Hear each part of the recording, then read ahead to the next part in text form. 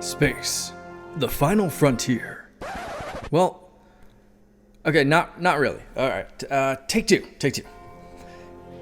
Here in the Mitten State, welcome to Code 47, bringing you all things Star Trek, spanning the quadrants, the best thing since the neutral zone. And we are back, episode 88.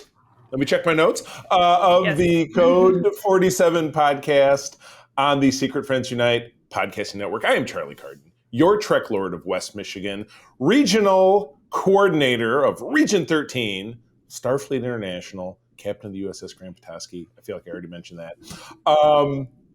Here with you, with my two esteemed colleagues, Mr. Peter Stein. Hello, Lieutenant Peter Stein. Hey, everybody.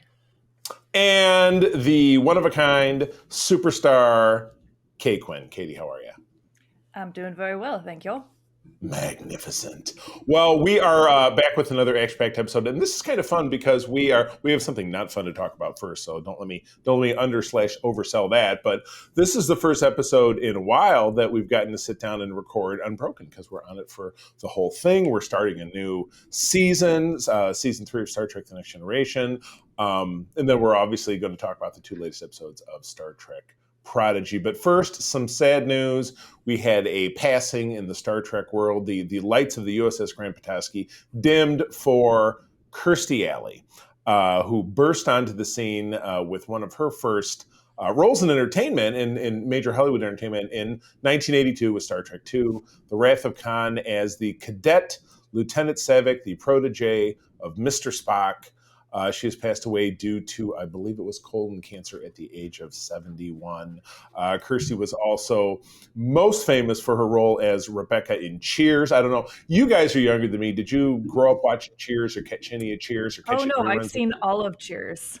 Yes. Multiple Peter, how about times. you? I am aware that it exists. Yes, like you guys with Seinfeld. Everybody knows your name. Right, exactly. They apparently don't know mine. I guess not. And you're always glad you came. And Peter was like, I would be, but I'm not. So she, had this role, didn't end up, of Lieutenant Saavik, did not end up coming back for Star Trek 3 for reasons that I'm not super privy to, probably money, potentially clashes with William Shatner, which I hear quite a bit. But no, the role was recast with Robin Curtis for Star Trek 3, and actually met Robin at Mission Chicago, lovely woman. But Kirstie, went on a lot of fame, obviously on Cheers, and just kind of scrolling through this linking. She was most recently a guest on The Masked Singer, where she's some kind of pink something with hooves. Was there, maybe that was an elephant of some kind? Are you guys looking at this with her and Nick Cannon in the picture at the bottom of this? Is that Nick Cannon? I don't know. I do not know. That's The Masked Singer. I don't know. I know more about Cheers. There's a caption that says it's The Masked Singer, and by the context of the photograph, I kind of assumed that. So and again, very sudden colon cancer, if I'm not mistaken. But yeah, as a fan of Cheers, Katie, I'm sure that did not come as happy news to you to hear about the passing. Though her character was at times obnoxious, but she was a foil to Sam Malone, who was, of course, Ted Danson's character on the show after Shelley Long left. So thoughts about the legacy of her as Saavik? I mean, she put the stamp on the first female Starfleet Vulcan officer that I believe we saw, if I'm not mistaken. Yeah, and I Spock's honestly... First speaking one, yeah. I have not seen that movie because that's part of the original series. I know. Shocker. I'm going to be losing my Star Trek cred now. But I did really like for not seeing Cheers. Yeah.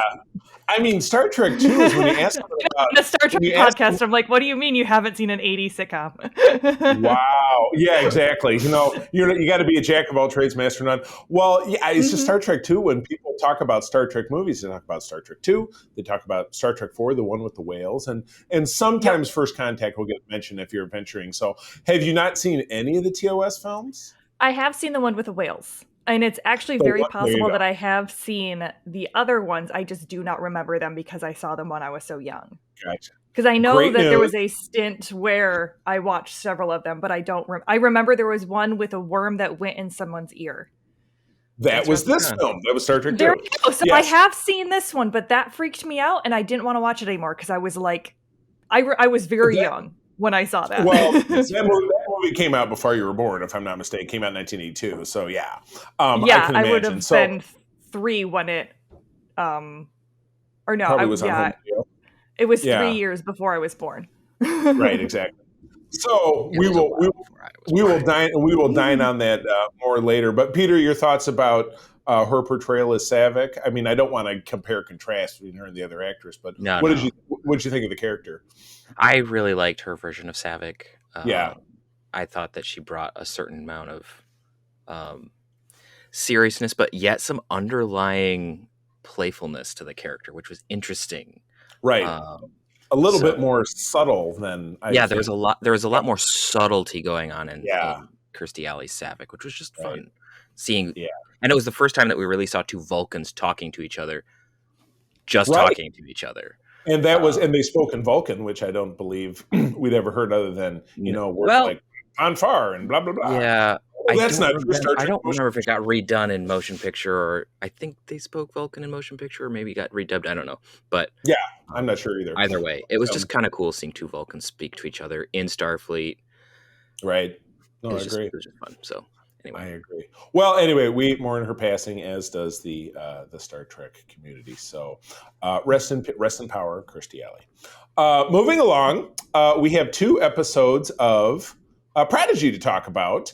Both of which I thought kind of stood their own. But Katie, why don't you kick us off with reading about episode 16?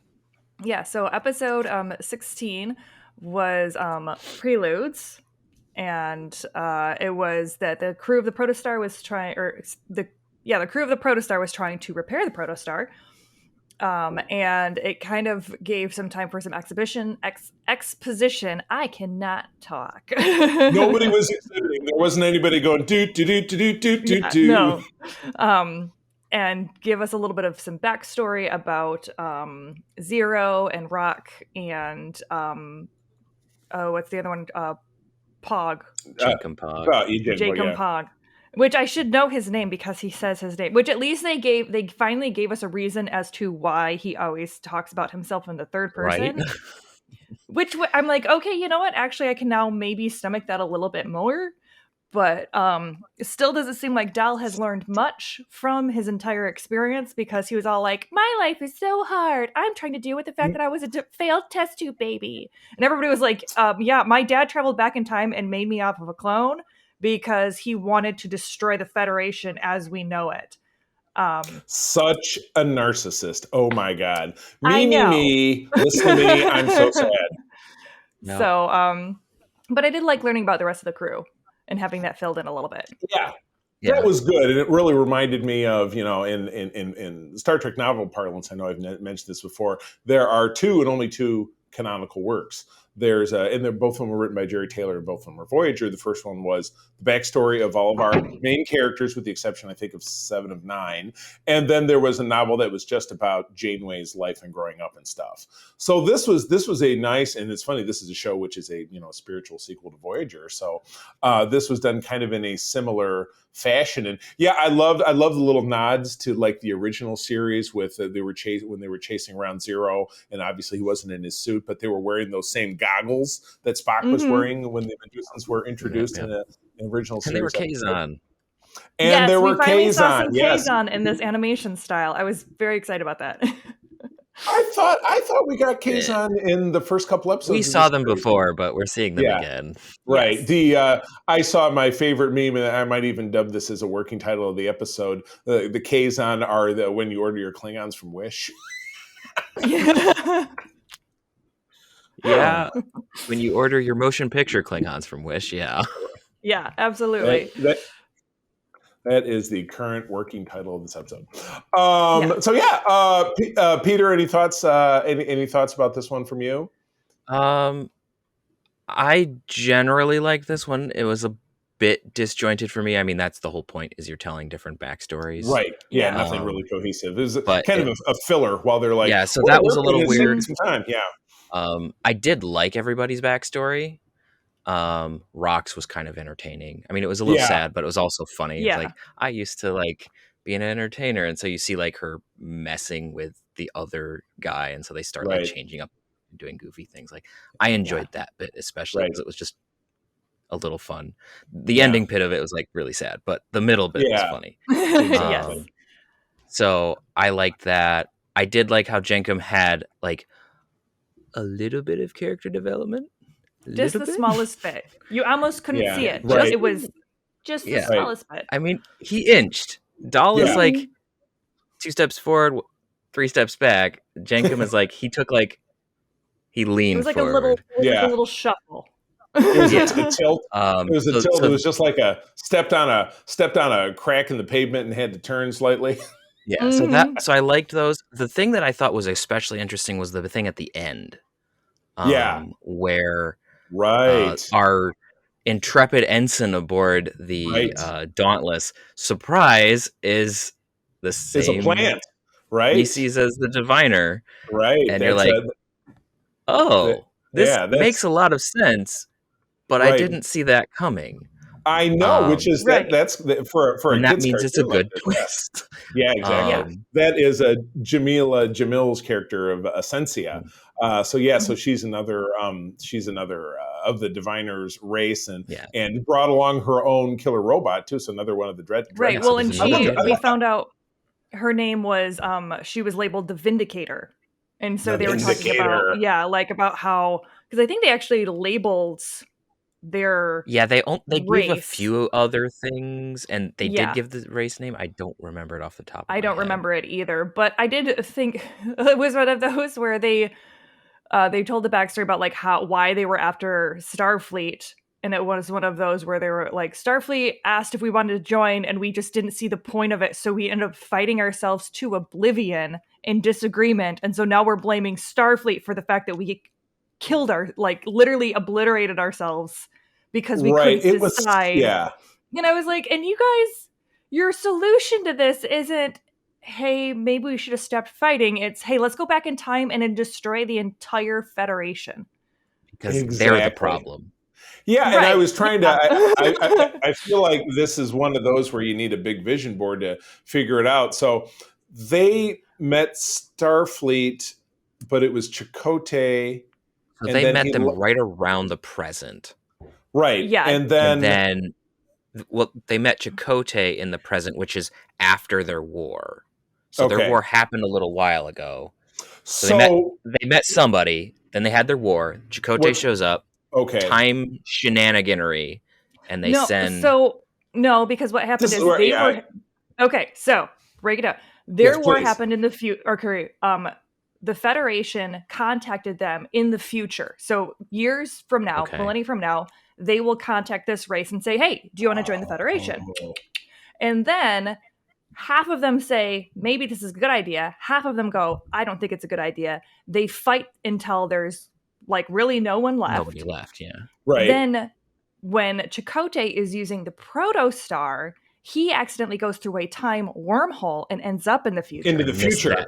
And then they end up, so then they capture him.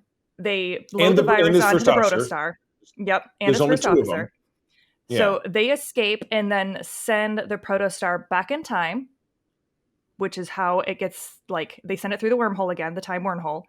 And 20 years in our past, the past of what's happening now. Well, they don't really know where it went, so that's why they sent that 100 ships. Yeah, so the Diviner ended up 20 years in the past, same place, but where the Prodigy timeline is taking place now, and then Vindicator ended up 3 years from from our present timeline because of everything that was going on. So they're actually from the far future.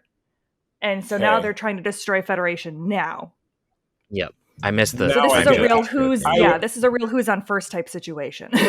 Yeah, I missed the very first part where in the distant future, and they don't say where either, so you don't know, or maybe they did, where the diviner species is. Their planet, Alpha Quadrant, Delta Quadrant, Beta Quadrant, Gamma Quadrant. You don't know, so you don't know if it's nearby. So Chakotay's doing his thing, flies through a wormhole. It dumps him in the distant future. I think because Chakotay had a distress call that said, "I'm lost somewhere in the Delta Quadrant." And he went through the time hole through the wormhole. So I think they were technically in the Delta Quadrant. Oh, okay. When he went through the time vortex wormhole thingy, or at least he thought he was in the Delta Quadrant. And they were able to somehow, I mean, this is really dense for a show like this, or we're all just we're really dense. So it's like and I realize we're now getting down this rabbit hole, probably ought to get out of it, but they beamed a signal, maybe through this wormhole, went into the past, got Chakotay's attention. He followed the distress call, went into the future. It's just him and his first officer on this ship, because when they say, we captured the Starfleet people and they escaped, and you just see Chakotay and his bird first officer. I don't know if they even sent out a distress call. I think he just accidentally was just like missing. Wrong place, wrong time. Call. Okay. Oh, gotcha. Okay. They were supposed to go into the Delta Quadrant, hit the wormhole, and so Janeway's looking in the Delta Quadrant because it was a last known position. Oh my goodness. This is, I mean, it's pretty innovative, I think, and it's dense. But if it's throwing off the three of us, what's it doing to the kids who are like, oh, this is Star Trek? What the hell? The species is the Vaughnakat. There you go. I knew it was a hyphenated longer something. So, all right. Well, I'll tell you what, folks. Add us on Twitter if we're way off, if we're missing something. At Secret Friends U, let us know. But let's move on. Peter, episode 17 is yours. Please go ahead. Okay, episode 17, The Ghost in the Machine. So the crew is running holodeck simulations, and then we get our classic stuck in the holodeck scenario with a twist. Right. I liked the twist myself personally, but the holodeck programs were just a little. The whole stuck in the holodeck thing, I'm just kind of done with it. And they were dumb programs, like, oh, Murph is now singing. He's the jazz singer, but he doesn't really well. Yeah, but he doesn't speak, but he learned how to. Hilariously, I made a joke that we'd be hearing. What's his name? Why is his name? The voice actor whose name is escaping me right now. D. Bradley Baker. Hear him. D. Bradley Baker. I wonder if we'll hear him talk. Well, I guess they're faking us out here, which is hilarious. It just immediately made me think of in 1992, Brent Spiner released an album called Old Yellow Eyes, and it was just black and white photograph of him without any makeup, but his eyes were colored in yellow, looking like Data, and he's singing jazz singer standards, as I understand it. So probably what this is a reference to. This was Murph the jazz singer, which I think is a great. No, I think I'm going to stick with Kazon, the Klingons' orders from Wish. I think that's a good name for the episode. I love the twist at the end. Not to mention, we forgot to mention at the end of the last episode, Janeway stumbles upon our three nemesises, all in Nemesis. Yes. Because Essentia helps the diviner get his memory back, and he judo chops her, and she's unconscious. And then at the end of this episode, after the twist, but let's talk about the twist. So anyway, dumb holodeck programs are stuck in there, safeties are off, but it was one of those, like, I tell the computer to, give me an opponent that can defeat Data, and that's how we got Moriarty in TNG. It was kind of the same thing, because, they say, well, maybe our mission shouldn't be trying to get to Starfleet anymore. And so Hologram Janeway's like, oh, I got to lock them in the holodeck and somehow turn off the safety, so maybe they'll all end up dead. I don't know. She kind of, that's kind of scary, that she was just like, boop, boop, boop, and they were, they get run over by a bus, and she's just like, I didn't know anything about it. I didn't think that was super cool, but it does happen all the time, which makes anybody wonder why anybody wants to use the holodeck. Right.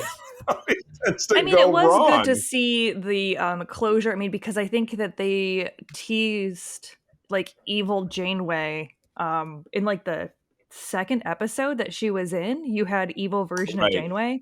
So, it was kind of one of those things that, happened and then just disappeared, and now it's finally coming to fruition. So, again, it just seems like they're juggling a lot of stuff and not really sure how to cohesively bring it together.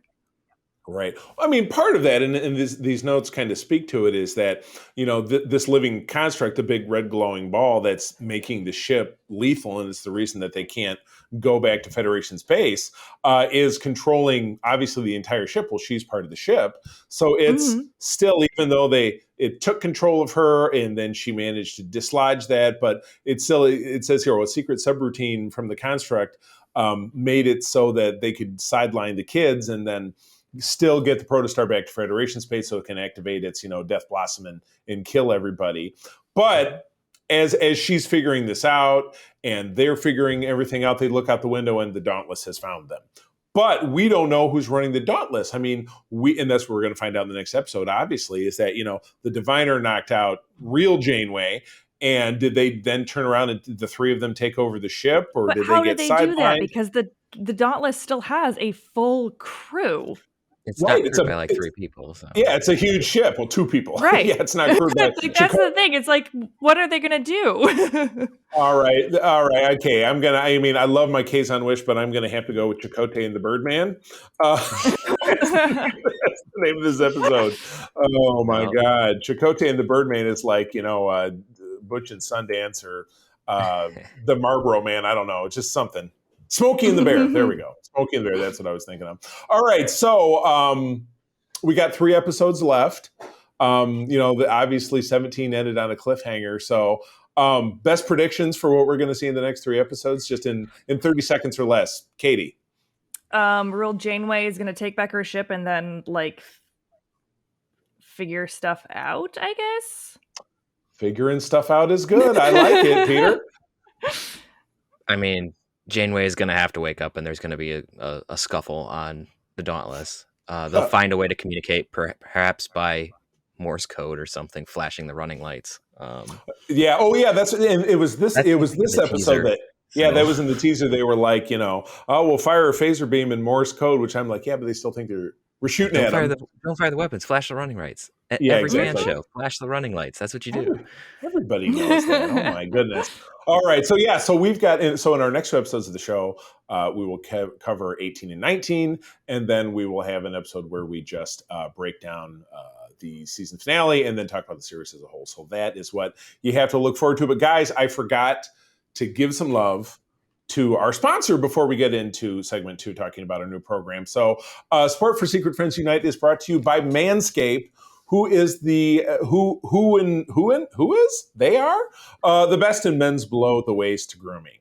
Their products, precision engineered tools for your family jewels. Manscaped's Performance Package is the ultimate men's hygiene bundle. Join over 6 million men worldwide who trust Manscaped with this exclusive offer for you. 20% off and free worldwide shipping with the code SFU at manscaped.com. As I'm always saying, I feel pretty faithful about my math, but Peter, you're the engineer here, so tell me if I've got this right. That's 12 million balls, plus me and Todd and Mark and Todd's bald head. So that's 6 million and 7, 8? Ish. Yeah. I mean, I feel good. We got a mutant in there. Who knows? I could be. Yes, exactly. E.T. Eddie Torres, the extra testicle. That was from Cheech and Chong. Ooh, boy. I don't know. Is that a little blue? Probably shouldn't have put that in live read. But anyway, I mean, it's about men's grooming. So what do you expect? But anyway, great product. I've had it myself since the get-go. I've used the Weed Whacker, which is a little ear, nose trimmer thing. And I've used the main implement. Very easy with a little light underneath, so you're not going to get any nicks or scrapes. You can clearly see what you're doing. So I've been really happy with it. Highly recommend it. Manscaped.com, code SFU. Still time for the holidays as you're listening to this to get that for yourself or for a loved one. But anyway, gang, we're starting a new show. Star Trek, The Next Generation. Maybe you've heard of it. Season 3 aired kicked off in the fall of 1989. Long time ago. And it was funny. I was not kind of faithfully watching the show at this point. So Star Trek, The Next Generation for me is kind of weird because it came on in the fall of 1987. I was in 6th grade. So I was starting in middle school. And the last episode aired in May of 1994 when I graduated from high school. So my whole middle school, high school thing is TNG. bookended. It's just kind of crazy. But I was not a faithful watcher, believe it or not, like watching it every week. And then I got into taping it and pausing out the commercials, which is what real nerds did back in the 90s. Because you could have the tapes and watch them over and over again. But I was very sporadic, just watching it here and there. But season 3, as you find, we're going to go through this in 4 parts, so over 4 episodes of either 6 or 7 segments each, so that we can talk about each one in a little bit more depth. So, and there's 3 of us, so we get to go through the reads and each have one. So, who wants to go first? I'll do the first one. Okay, I love it. Episode 1 of TNG Season 3 is Evolution, directed by Winrick Colby, story by Michael Piller and Michael Wagner, teleplay by Michael Piller. Aired on September 25th, 1989. Nanites escape Wesley Crusher's lab and form a collective intelligence, threatening the Enterprise, as they do. As they do. So yes, nanites, the ghost in the machine. And nanites come back in and out of things. That gets to be a thing with the Borg or whatever. But a lot of changes this season. We had new uniforms. And look at that. Look at Peter planned ahead. He's wearing the uniform. He's sitting on the bridge. He is Wesley Crusher-ish, maybe early Tom Paris. I don't know. But yeah, they got out of the spandex uniforms. They got into these 2-piecers, which were apparently also incredibly uncomfortable. They weren't finalized by the time this episode came out. Yeah, you're right. Like double stitching down the front. Yeah, they were still very snug. And as you watch the years go by between now and the end of the show, they tend to kind of loosen up a little bit. But it's about halfway through this season, I think. It's a little past. I noticed that the enemy, actually. They wanted it so well fitted, like Data, like Brett Spiner had like 2 stitchings to like make sure that it like. Oh right, I did notice that. I was like, guys, get some cleaner lines, man. Just cut the fabric better. Yeah, right, exactly. And Brent Spiner in particular was an issue because he wore a back brace. He had terrible back problems, as I understand it. So that probably didn't help. But the reason that they ditched the spandex is that what I've read is that those uniforms were purposefully a size small because they had to stay taut. And I'm sure Brent Spiner in particular problems. They gave everyone back problems. Yeah, and I know. Frank's back problem was, he says, well, I used to be a piano mover when I was in college, so my back is toast. So anyway, they did that. We had some promotions. Geordi got promoted to lieutenant commander. Worf got promoted to full lieutenant. Troy is still wearing her cosmic cheerleader outfit. We're a few seasons away for her, looking like a seasoned professional and not looking like she should be on Baywatch. I know, that's kind of mean. And I noticed in particular in several of these episodes is that whatever they were doing with her face makeup was 2 or 3 shades more red than there was on her body. It was not good. The thing is, I don't understand why they would do that either, because like no one else's makeup looked that bad, but they kept like just giving her horrible lipstick colors, and her blush was just absolutely insane. Oh my goodness. They kept trying to make her exotic and failed. Right, exactly. Yeah, you don't get exotic by being... She's some kind of weird chameleon. Really no excuse for it, but no doubt about it. So anyway, we lose the Katie's favorite Starfleet doctor, Dr. Pulaski, is gone, and we get Dr. Crusher back, admittedly with a very short, weird haircut. And so Wesley gets his mom back, which goes away by episode 7. That's what's so exciting about hair in Star Trek. Janeway is a great example throughout Voyager. Yeah. How many times did her hair go? She had it like in season 2, big bun, back to chin length hair, back to the big bun. It was great. Everybody wore wigs, she had 7 different hairstyles through Voyager. Oh my gosh! Because they could not figure out what to do with her hair. Right. Oh my gosh. Well, anyway, we're talking an awful lot about fashion and hair and makeup. But what did we think about? What did we think about the episode? Katie, thoughts about the episode? I thought that the nanites and the Wesley Crusher angle was very, very interesting. The Dr. Stubbs whole thing with his like superiority complex of, well, I must make my mark in history, so I'm going to commit mass genocide because we have figured out like this could be a sentient species of nanites. He's like, whatever. Yeah. Right. And then he's all like, oops, my bad. I guess it just killed billions of people. Yeah, and then he's like, you can't like do that, and you have to protect me. I'm like, no, you like, you nope. didn't act. No. Like you're worse than Hitler at this point, because I'm pretty sure you've killed a lot more nanites like things. Like maybe not worse than Hitler in IRL, but you know. You know, I would put Nanite Hitler as the title of this episode, but I feel like Hitler would get us flagged, so we're going to back away from that one. Yeah, we're going to back away from that. But Nanite Hitler. Oh my God. Yeah, but he was phenomenally obnoxious, and he was trying to reach across to be Wesley. Like, Wesley, I was like you. I was a child prodigy, but now I'm an asshole. So take a look in the mirror. This is what you got waiting for you. Oh my God. Yeah, not a very nice guy. And then he gets all flirty with Troy, which is gross because she's like, I can see that. Absolutely. Yeah. And he can see, she's like, well, I can see through you the fact that you're just kind of a pompous dickwad. And he was like, well, you know, blah, blah, blah, this and that. And yeah, he's obsessed with baseball. He's just a weird character. And it's great. And in the end of it, obviously everything works out. They make peace with the nanites. He's still able to do his experiment. But yeah, there's no consequences for him because it's, famous in episodic television. You're like, all right, well, he just got to leave and didn't get in trouble for endangering the ship with all his... We never know.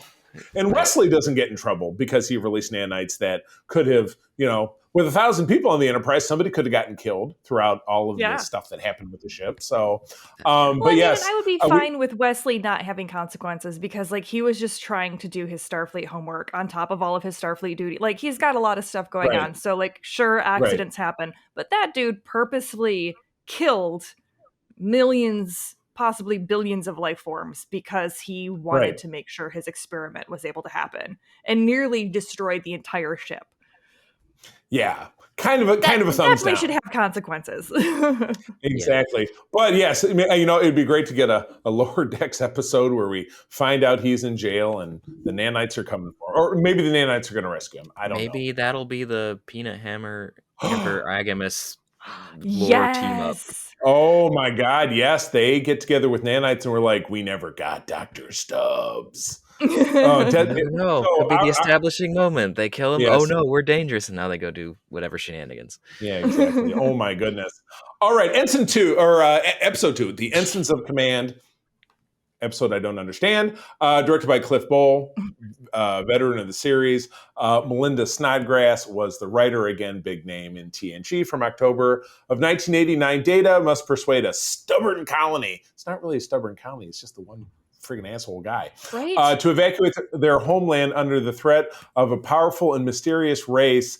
The Shellyak never see them again. I'm bummed out, but they are. But anyway, I thought this was a cool episode to get Data kind of on his own because they get this distress call from this planet that. A century before a ship crashed with this horrible radiation. They figure, nobody's alive, but there's a distress call. So obviously somebody's down there. They at least want to make sure. So they send Data down in the shuttle pod, and there's a couple people knocking around down there. Oh, our ancestors figure out how to get around the radiation, blah, blah, blah. And he meets a young lady who falls in love with him because he's an android. Kind of weird. But then the leader of the colony is this dude Goshevin, and he's Trump. He's like, well, that's not going to happen because we've got the best blah blah blah, and I've never seen a Shellyak, and we're not leaving because this thing and that thing. He's Star Trek's Trump. He's very Trumpy. And I would say, sorry for talking politics, but I have a very hard time believing that anybody who's a MAGA hat listens to our program. And if you do, also you watching Star Trek. How would it not be political? That is a subject, as Data would say, a subject of protracted discussion. Why people like that watch Star Trek, because it's just. Ugh.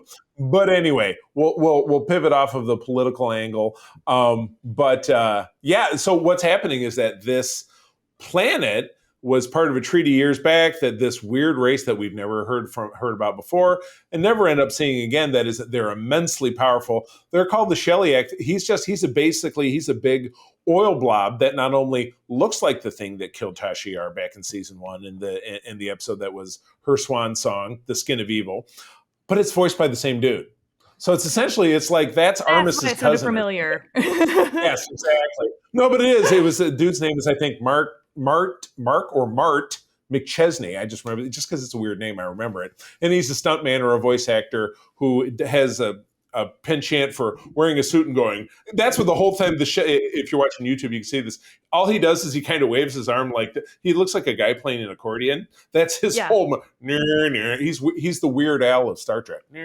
Definitely not Doug Jones level quality of work there.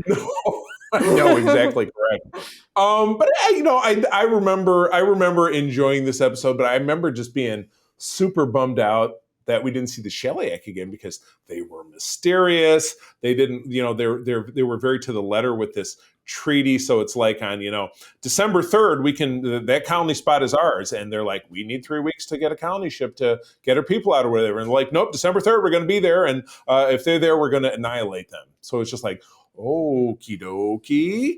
And then they managed to find a legal loophole to exactly. Yeah. Anyway. That's what I couldn't understand. I was like, I feel like if the Shellyak are way smarter than us, why did they think to write a 500,000 word document if the problem with our language is that it's very like wibbly wobbly and they don't then at that point it should the fewer words the better because then there's less to interpret. Right, exactly. Well, they missed that part. They missed the part that humans like to find loopholes. Exactly. That's fair. They did not see through the splendor that is legal plot armor in Federation law. But yeah, I loved the bit at the end where Picard wouldn't take their call. They're like, he's like, yeah, blah, blah. And I have this race that's going to take over. And they're in hibernations for 6 months. So you either give me my 3 weeks or we wait 6 months. And then he terminates. And then the guy calls back and he walks over to the edge of the bridge. You look at the plaque. He's like, oh, is it Dusty or something? I thought that was cute. And he was like, oh, you enjoyed that record. He's like, you're damn right I did. And so, yeah, he wrestles into submission. The weird girl. Always fun to put self-righteous people in their place. The weird girl gives Data a kiss. Data convinces the Trump guy that they got to leave, and also Data has a wonderful. He does so by blowing up their water supply. Let's be clear. It's not a convincing; it's a force. Yes. Yeah, well, yeah. Maybe in retrospect, that's not so great. So, of morals and lessons, that's not a great one. Good point. So, they didn't want to leave their land and they were being jerks about it, but he didn't convince them. He just forced the issue. Yes, exactly. He shot a couple of people, a couple of the colonists. He stunned 2 guys, which, stunning, whatever. But whatever. I'm just saying he blew up the water supply. That's a very good point. So, oh my goodness. Well, speaking of, people not doing so great, factors very heavily into the next episode. Katie, this one's yours.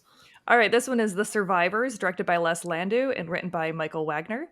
And this one aired October 9th of 1989. And it's when the Enterprise investigates the last 2 survivors of an annihilated world as the entire surface has been destroyed except for their property. And this was some real weird Google Earth stuff where it's literally a square of green over entire desolation of the rest of the planet. Right. And it was, No, go ahead, please. Oh, I was gonna say, I usually am not so much for the tropey, grumpy old man with, the caring, sweet, kind of grandmotherly, partner.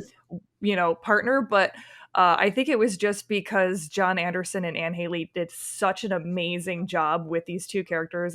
Haney especially, I just loved her character. And I was kind of bummed, at the big reveal at the end, which is that Kevin, who is... the one who's alive, they've been going back and forth where the planet was supposed to have been destroyed by this race of, started with an H. Help me out, encyclopedia guys. Husnak, yeah. Husnak, and then the Enterprise finds them.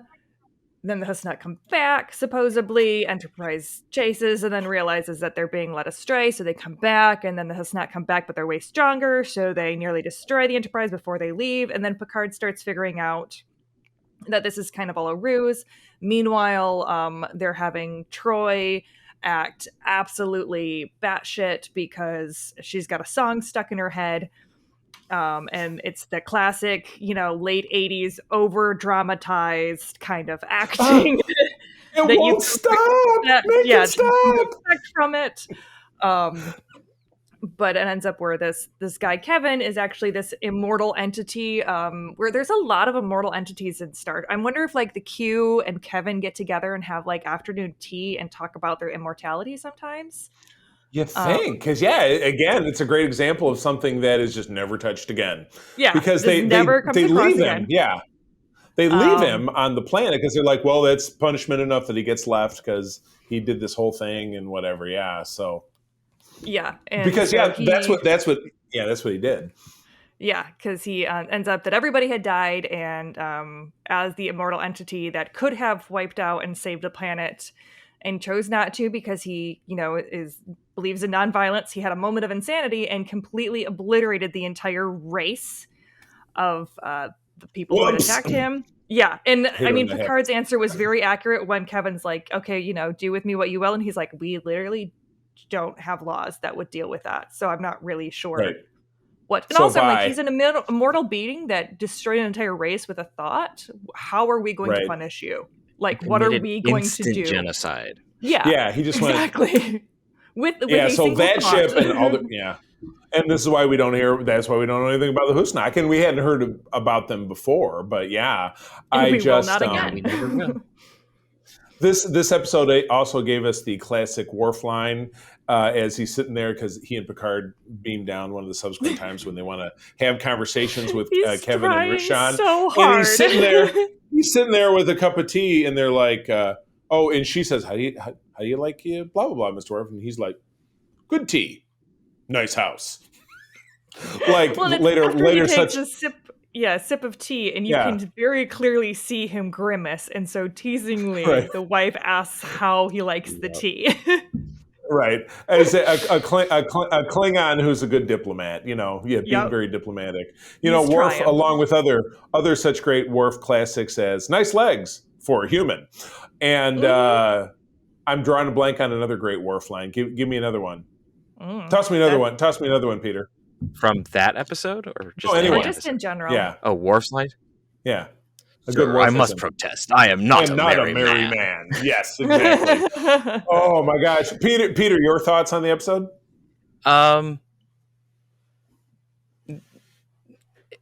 It worked. I think the whole Troy with the music thing just kind of annoyed the living daylights out of me, and so just kind of tainted the rest of the episode. Very sitcom-y. Katie had a point, without a doubt. As you say, the acting was very, very good with the two on the planet. But I don't know. It's not one of the episodes that I go back to regularly. Like, I'm going to watch an episode of TNG. How about The Survivors? Right, because it really seems like in the first chunk of the season, they were building towards something that I think certainly found a stride. And as we'll talk about in many episodes to come, kind of that the second quarter and then getting into that last half, I think they found a stride. But they were still kind of struggling through, Katie, some of the things that you and I talked about in season 2 that it's just like, why can't they landing? They were getting better. I mean, they had Michael Piller finally, and so they had like a direction, but they were still like finally settling on it. And I mean, by the end of the season, they figure it out. Yeah, so. It was good kind of despite the bad parts that they had. Yeah. Right. In spite of. So, all right, moving on. Episode 4 is Who Watches the Watchers, directed by Robert Weimer. Richard Manning and Hans Weimer are the writers from October of 1989. Troy and Riker must rectify the damage done when two primitives from Mintaka 3. Oh, that's primitives. Proto-Vulcans. Let's call them by their real description. Proto-Vulcans of the Bronze Age. I don't think that's really primitive, so that's kind of weird. They're not primitive. I think of like, cavemen or Neanderthals or whatever. These are like mid-Bronze they were Age, Bronze. Really. Yeah, they said they were Bronze Age technology, but it seemed like they were even more advanced than that as far as like their housing a little bit went. For construction. Weapons. Because even it's the spoken is that we used to live in caves, now we live in huts because we figured out how to make them. Anyway, they're on Mintaka 3. They catch a glimpse of a Federation observation team in a duck blind, so a holograph covered, a cloaking device covered, which is funny. That's a cloaking device, which the Federation is not supposed to have. It wasn't a cloaking device; it was a holographic projection. Oh, very good. But that's right, because Well, and they do it again in Insurrection, so it's like it's a thing, but that's how we know it's a holographic projection, because they make a big deal about it in Insurrection. Right, such a big deal about it. But anyway, they see the observation time behind this holographic projection and conclude that Captain Picard is a god. Oh man! Finally, someone recognizes his genius. I know. He's like, it's everything I've ever wanted. And this one guest starred actor Ray Wise, who has been in absolutely everything, including as one of the bad guys in RoboCop and a million other things that you've seen since then. And they had, and I realized this watching it, and I feel like I'd heard that this woman had been in, like she had a bit part in Star Trek at some point. There's a show on Showtime that I love, starring an actress. Her name is Pamela Adlon, and she went on to have some different shows. She's a comedic actress, absolutely hilarious. As a like 16 or 17-year-old kid, she was the daughter, which I was like, oh, that's Marcy from Californication. That was a weird one for me. But anyway, this is one of those kind of pivotal Star Trek episode-ish kind of episodes, and I think it was really stellar. Yeah. So, Peter, your thoughts? This is one of my favorite episodes, actually. Not only because of the continuity, because the Mintakan tapestry sticks through Nemesis. He keeps it on the back of the chair in his office. Keeps it on the back of his chair, like that connection stays. But also just like the reason the Prime Directive exists. Like that old trope. I don't remember if it was Asimov or somebody else, but said that like technology, if advanced enough, would be indistinguishable from magic. Right. And they play that very well here, where you have like, it's just technology, but it looks like the power of the divine here. Right. And so this one guy mistakes that and then starts like doing what people who don't understand things do. And like, I am going to speak for the divine now because I have had an encounter with it. Right. And dangerous things come from that. Right, exactly. Yeah. So I liked how they did that. Yeah. I liked how Picard eventually had to, like, I am not God. It basically boiled down to like, strike me, do I not bleed sort of deal. But right. So you shot your overseer. Yes. Yeah. Right. Like it's a right. Like it's a self-help video. Yeah. Let me look this up on YouTube. What do I do? Or whatever the hell YouTube would be for a Bronze Age proto-Vulcanoid human, tube or something. I don't know. Whatever it is. Scratched wall. Oh, that's almost a better name for the episode. I'm gonna dine on that one. Katie, what do you think? I would also agree that this is a very great episode. I mean, it really wraps around like the desperation. What you find with Ray Wise's character isn't so much that like he had this experience and that he, just is being illogical about refusing to believe it. It's really that he's, he lost his wife last year. You find that out, and that he's just desperate for some sort of miracle and some sort of way to bring her back. And so he's like, well, no, you have to be able to do that, which ends up leading to him shooting Picard in the shoulder with a bow and arrow. Which, is great when you meet your diviner for the, face to face for the first time, really. God walks in. Them. Yeah, just to prove it's cool. See if it passes through. Yeah. I mean, I got it. But I did very much enjoy like watching Picard go through the logic and reasoning of convincing their leader when they brought her aboard the ship of, the steps of progress and why. Just because she thinks that this is a miracle and that the magic quote unquote that he's doing isn't actually that. It's just the fact that he is, that they're more advanced and that it's very possible they can get to that point. Right. Exactly. Yeah, no, this was Star Trek 101. Clearly a classic. Without a doubt, I think proving that this season is going to end up being a game changer for the series. They really hit it on. This was one of those, I remember watching it because I've talked in a lot of and you'll see on my profile on our Secret Friends Unite, Meet Our Gang page, is that my parents were both Trekkers.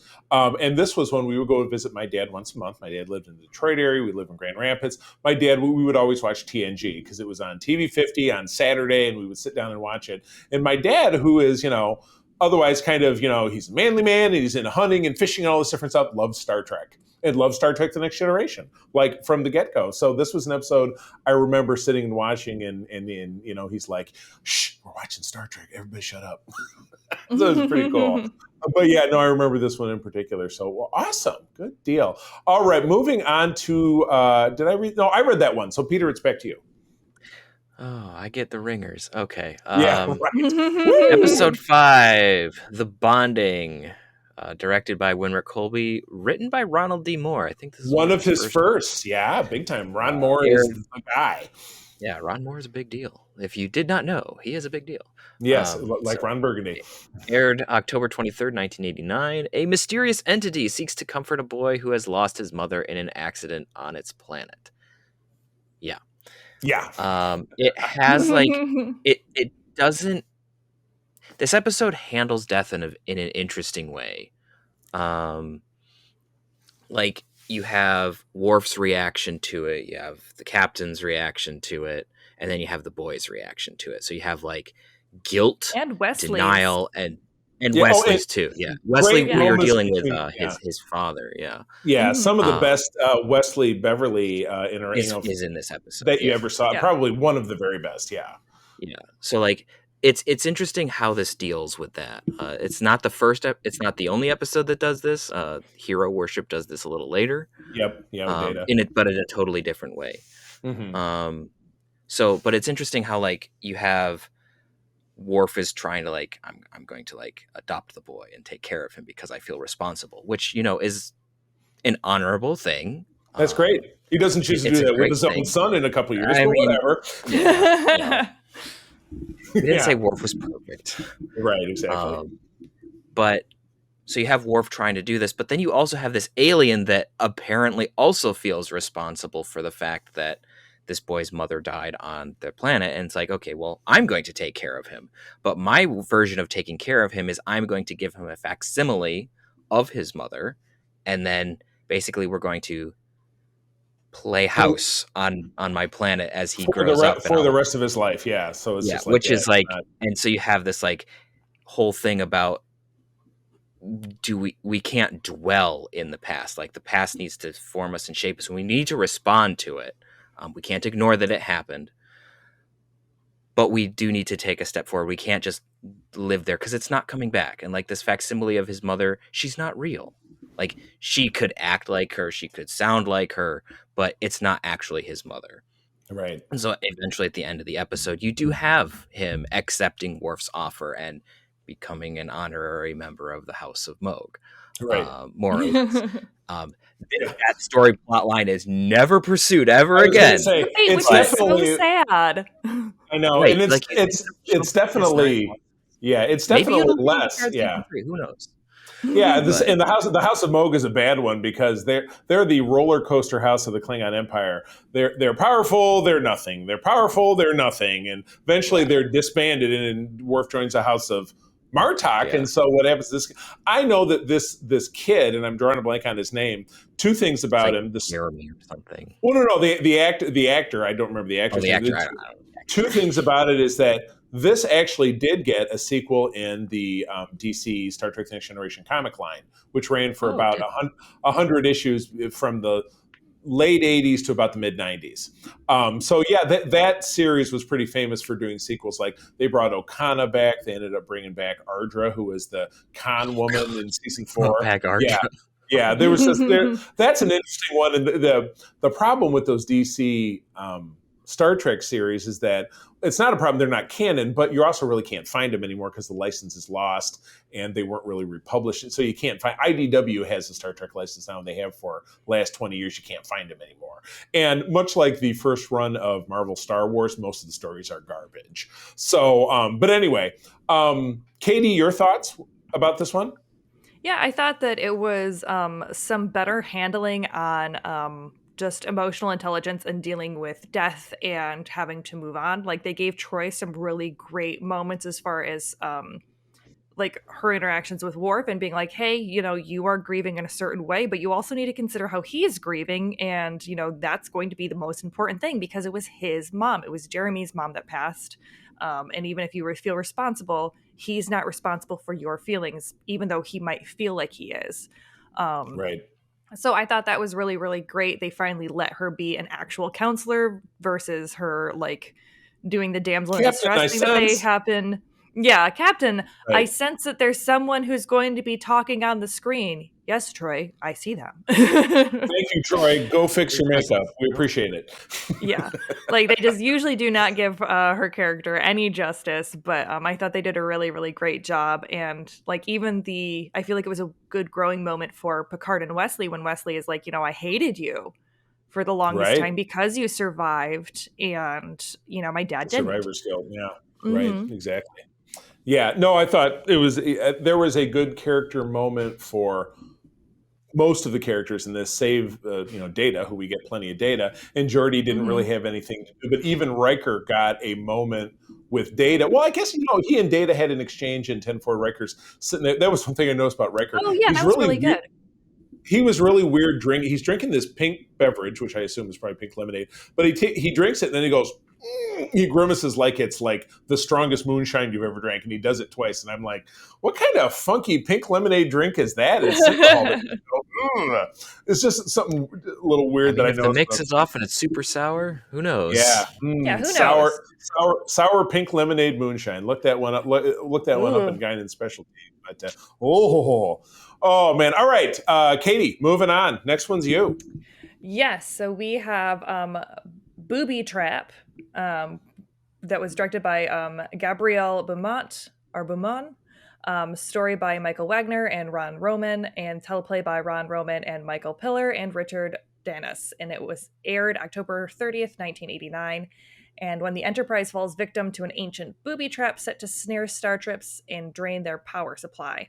Well, in effort to find an escape, Lieutenant Geordi LaForge finds himself falling for the holodeck's representation of an accomplished Federation engineer, Dr. Leah Brahms. And this is when we find out that Geordi just really wants to fuck the warp core. Oh, I wish I could make that the title of this episode. Could asterisk it out, I guess. Yes, Geordi's warp core fleshlight.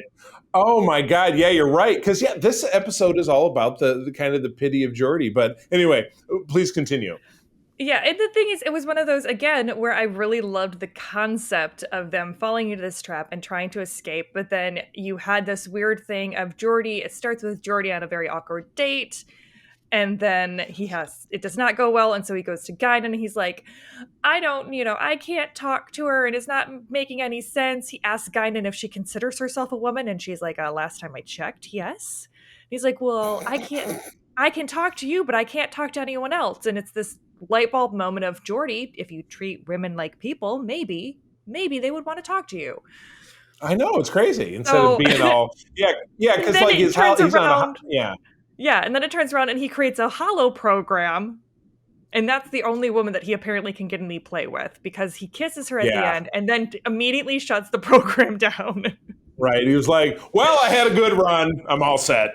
Yeah, because you see him, speaking of the holodeck, you see him in the beginning of the episode with Christy, who her name is Christy, and she was actress Julie Warner. She was, I'll throw out I'm not even going to bother to throw out the name of a 90s movie called Doc Hollywood, which she was the star of. With but Michael you just J. Fox. did. Anybody?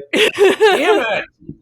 Oh, I try so hard with you kids to see if you get my obscure growing up in the 90s pop culture I'm not going to mention this movie, and then immediately mentions movie.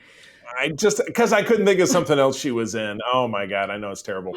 But it's funny because you end up seeing her again. And the sequel to this episode where we meet the real Leah Brahms at the end of season 4 is priceless. Absolutely priceless, because Geordi gets this lesson in. Well, the holodeck kind of, it's like watching porn. You kind of seeing what you want to see, or so I've heard, because, I don't do that. Never have. What? Okay. But yeah, I liked it. To dig yourself into this hole a little bit deeper, Charlie. I'm looking for the shovel. We're not going to save you. Oh, okay. You see China yet? That's a good plan. Peter, your thoughts? Save me, please. I thought this episode was fine.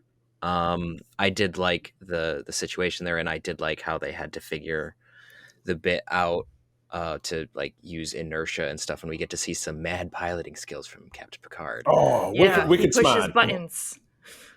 Yeah. He didn't even have a joystick. We get like the ship doing this weird like just that. Back that and was forth a fun in special slingshot. effect. Yeah, that was fun. Yeah. I did like so like there's a lot of fun stuff with the technology and the situation that they're in. Right. I do agree that the whole bit with Leah Brahms is a little weird, but Geordi dug his own grave in a sense. Absolutely. Like he's trying to get the logs, and so it's like it's too sanitized. I can't really listen to it. Okay, I mean, fair enough, Geordi. Like maybe have someone else. Like, but then it's like let's do a holodeck approximation of the person who wrote the logs. Why don't you just make some generic person, right? Yeah, who can or make randomly generated Moriarty to do things. Why don't you just generate someone else? Why not Badgie? It could have been Badgie. Or that, yeah. But so it's like, so it's entertaining to a point where you're just like, okay, he's talking. Like there are a few moments where it's like, I'm the creator of the engines, and there's a little bit back and forth. But you have more of that when she shows up for real, which is way funnier. So I think for me, it's more placing this in contrast to the actual Leah Brahms, which is just funny to me. Totally. So when I'm watching it, I'm like, this isn't great, but I know what he's digging himself into for later, and so I'm laughing at his own stupidity, which maybe I shouldn't have so much schadenfreude for Geordi because he gets picked on a lot, but he did this to himself in this particular. It's bad, so bad. I think that's what bugs me is because I do really love Geordi, and they do this kind of stuff to him. I'm like, he's smarter than this. Like, they do the classic, like he's a nerd, and so he has no social skills. It's like, I mean, again, you would think one of the most basic would be, and again, we see that later in the season when we get introduced to Dwight Schrute as Barclay, is that people can get really addicted to the holodeck, but how hard is it to separate, that this is not a real person? Geordi doesn't. So he does have that going for him. He doesn't live in the holodeck with this version of Leah Brahms. He totally understands that he wants to just fuck the warp core. I mean, she literally says, when you're looking at it, you're looking at me, and when you're touching you're touching me. And I'm like, do you mean you want him to touch a different engine? What exactly is going on here? Star Trek After Dark. Some of those lines were a little like, no. It was. I wish that they would have just stuck with the Picard and the ship in the bottle, because watching Patrick Stewart act like a giddy little kid who got to play archaeologist was adorable. Right. Yeah. That was fun. Better than watching Geordi trying to fuck the warp core. Anyway, moving on. Our last episode for this week is episode 7 is The Enemy, directed by David Carson, big shot of the series. David Kemper and Michael Piller wrote it from November of 1989.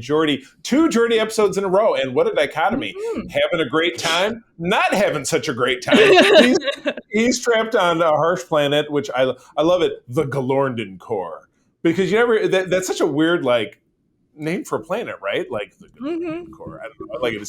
And ends up getting a callback in the two-parter with Spock in season 5. They end up having to go there again. Harsh planet with a hostile Romulan named Bakra, John Snyder. But the two must work together to survive. Aw, togetherness. I dug it. This is a good episode. Yeah, this is maybe the third or fourth appearance of the Romulans in the series. Remember that back in TOS, the Klingons were favored over the Romulans for makeup reasons. We can't afford all those ears. That was the line of why you saw the Romulans 3 or 4 times, but the Klingons were always there. Because it's easier to paint guys brown and give them little mustaches, I guess. But with this, it was the other way around, because now the Klingons are big, expensive, fancy makeups with fancy outfits, where the Romulans are wearing tin foil and they have ears with little head stuff, and, I guess it was easier to do. They wanted to make the Romulans a bigger threat. So this was a great piece of this, and we get the first of a few appearances by actor, I'm going to mispronounce his name, Andreas Kasoulas, who was on Babylon 5. which is a show that I will not watch. Peter, you and I have had this discussion about Babylon 5. I'm in the middle of watching it for the first time. It's interesting, but you have to get past season 1. Oh, and we can't. Okay, I was talking to Peter about this a couple of days ago. I have a client in my work life that loves Babylon 5, which was, I don't know if you're all familiar, another sci-fi show from the 90s. Yep. Yes. And again, very primitive special effects. And I'm like, well, maybe if I look past that, I'll find it better. But just April and I watched 1 or 2 episodes. It was way too painful to keep going. It was just not well acted. Didn't love the story. But I digress. Many thoughts about Babylon 5 versus DS9 because they were on at the same time. But anyway, so anyway, you see this actor. He's the Romulan commander. He wants to get his guy back, but he's on the other side of the neutral zone. Which again, this was a great little primer on why you don't go into the neutral zone, which they're doing in Prodigy right now. And everybody's like, well, they're in the neutral zone, but whatever, blah blah blah. The Romulans are in there too, and it's not a big deal. It's a very big deal for a Romulan to be flying around in the neutral zone. Picard proves that in this because, once they come out of it, because they're coming to rescue their guy, Picard's ready to blow him up. So it's interesting in Prodigy that it's still a big deal because we've already had Nemesis, so the relations between the two we're not sure where they are. They haven't talked about it, but it's neither here nor there. Very, very true. But this combines a lot of great Trekkie kind of elements. Wesley's got a way to save the day because he makes this beacon that Geordi can see with his visor, even though he's on this planet where, terrible weather. Geordi falls in a big slimy pit and has to claw his way out. That was pretty cool. And then this Romulan guy. But back on the ship, there were 2 Romulans, one of whom they found and the other one who found Geordi that we didn't know about. And the guy on the ship is dying, and Crusher's working on him and says, well, the only thing that can fix him is if I get a DNA sample from Worf. She calls Worf down, and she says, this Romulan didn't kill your parents, and you're the only one who can save his life. To which Worf responds, here's a classic, stands up, all the sincerity in the world, then he will die, and leaves the room. Wow, talk about sticking to your guns. I'm impressed. And even in that dying conversation where the Romulan's like, come close to me, Klingon, I want to die with my hands at your throat. And Worf says, well, I'm the one who can save your life. They need my DNA. He's like, so you've come to hear me beg for my life. I would rather die than pollute my body with Klingon filth. To which point I said Worf would just turn around and say, all right, cool, take the sample. Let's do this. Right. I was totally expecting Worf to give him the sample at that point, because Worf is a sassy bitch. Just out of spite. Yeah. Just out of spite. He's very sassy. He would have. Exactly. I feel like that's exactly what Worf would have done. Has been like, okay, yeah, sure, let's corrupt you with my Klingon filth. Right. Well, kind of, but Worf also said no originally, and Worf is really good at being like, I said no, that's it. Right. And I think I had read, and I agree with this at some point, that Worf is the character, Kay, you and I have talked about this, he's the character in Star Trek that has had the most screen time, the most development, because he was in the entirety of this series, he was in half of DS9, and he was in the TNG movies as well, and now we're getting him back in Picard. So this was, in this article I was reading, in the opinion of this writer, it was kind of too early in Worf's development for him to be kind of non-Klingon enough or human enough to say, well, someone's in distress, and even though I hate Romulans because, they were responsible for the death of my parents, I'm going to do this thing because it's the right thing to do. Nope, Worf says, nope, all Romulans are my entity, fuck this guy. And he stuck to his guns. Yep, even when Picard asked him, he was like, no, I'm not gonna.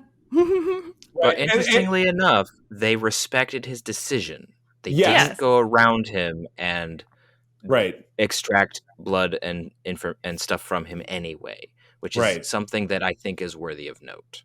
Oh, absolutely. A lot of people would be like, oh, well, Worf said no, well, it's the right thing to do. We need to do it anyway. You mean okay, we discussed last week about Tuvix.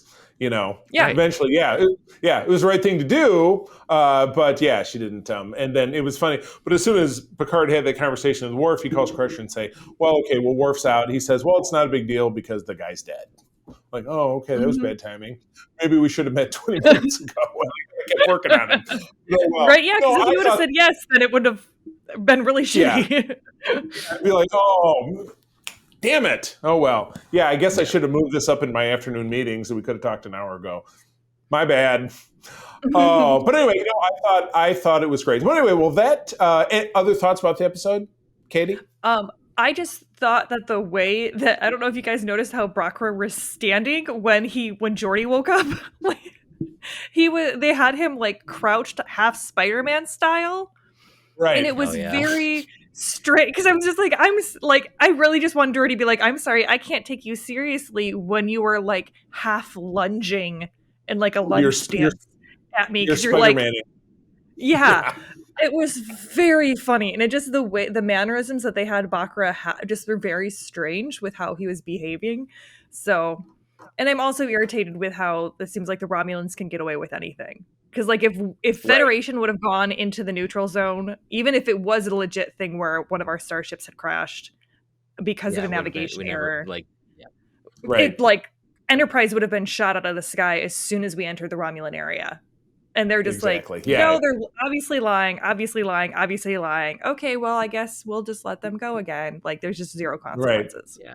No, I mean, that's how it's been that way forever. Yeah. Well, exactly. Yeah, you're right. It's the neutral zone, but, it'd be kind of great if you stayed out of it. But, as long as you turn around and leave, I think we're going to be good. More like guidelines than actual rules. Exactly. More like guidelines, really. It's a total Barbosa scenario. Oh my goodness. Oh, well, that wraps up our first 7 episodes of TNG. So overall, how are we feeling about season 3? Are we let's give a favorite and a least favorite. Peter, you first. My favorite out of this would probably have to be Who Watches the Watchers. It's just a great episode. It's one that I'm not always a fan when Star Trek touches religion, but they do manage to do it well here and handle it and how technology and all that plays into it. So it's just a really well done episode. Excellent. Cool. And a least? The least for me, probably The Survivors, mostly just because the music stuff just drove me bonkers. Can't let it go. No, I totally understand. Katie, how about you? I would definitely have to agree that Who Watches the Watchers was really solid. I think that ends up being one of the best of the season. And I think Booby Trap would probably have to be my least favorite just because of the just super cliche of, Geordi being a nerd and wanting to fuck his computer. I'm going to go with I'll go worse than best. Agreed with Booby Trap. Yeah, the warp core fleshlight is not a sexy thing for Geordi to be into. So the episode is only redeemed at the end of next season when we meet the real Leah Brahms. Yes. And it's not all sunshine and roses. But I really liked the bonding. I love Ron Moore. This was his debut or close to it. And I thought the fact that every character, including, the guest actors, really got a beautiful turn to show in some ways kind of a different side of their personality. And you get a nice kind of quantum leap forward with Worf and getting to learn a little bit more about him and how he feels about things. And I love the Beverly and Wesley moment. That was a tough one. That was definitely a tough one, and so I like the tough ones sometimes, and I think that they really did it right. So awesome, cool. Well, we will be back on our next episode to take on another 6 or 7. I split them up 7-6, 7-6 because there's 26 episodes. So anyway, but with that, Katie, take us out. Yeah. For more information about Starfleet International, please visit Grant Petoskey on Facebook and Twitter. All right. And Kate, where do people find you out there on the internets? You can find me on Twitter at QT Geek. That's Q_T Geek. And you can find me on Counter Social at K Quinn. Excellent. Peter, how about you? Well, you can find me around the internet at Petrus Aquinas on most things. You can at me. I probably won't say anything because I don't read much on there. I don't read. I don't read. But you can also find me on ELH's Twitch or YouTube playing Captain Thalen on the Drake, on the Drunken Dice podcast at Roll and Review, or in the weeds in Starship Excelsior doing transcripts. Oh my goodness! Look at that. You see, the longer we kind of nudge you, the more stuff that you're finding yourself on. So I love that stuff. Well, you can always find me over on Twitter at the C3. Spell it out. Not so hot on Facebook these days, but April, my lovely wife April, and I do run the USS Grand Petoskey, of which both Peter and Kay are stalwart members. We're the largest Star Trek fan club in the state of Michigan and one of the biggest in the world. I'm also instrumental in helping run Region 13 for SFI, which is Michigan and Eastern Canada. So if you are in Michigan or Eastern Canada, please @ me at Twitter if you'd like to learn more about SFI. That is my job. So with that, friends, as always, I'm going to tell you that go to manscaped.com and use the code SFU to save 20%. But I'll also tell you that sharing is caring and to keep on trekking. Whoops. And wherever you go, go boldly. Peace and long life. This podcast is part of the Secret Friends Unite podcasting network. Visit secretfriendsunite.com for more great shows, articles, news, reviews, and more. Secret Friends Unite podcasts are available on Apple, Google, Spotify, and other podcast services around the world. If you'd like to be part of the conversation, you can join us on Facebook or our new Discord server, or follow @SecretFriendsU on Twitter. Please subscribe to Secret Friends Unite on YouTube and visit our merch store at tpublic.com. Just search Secret Friends Unite. Thanks for listening.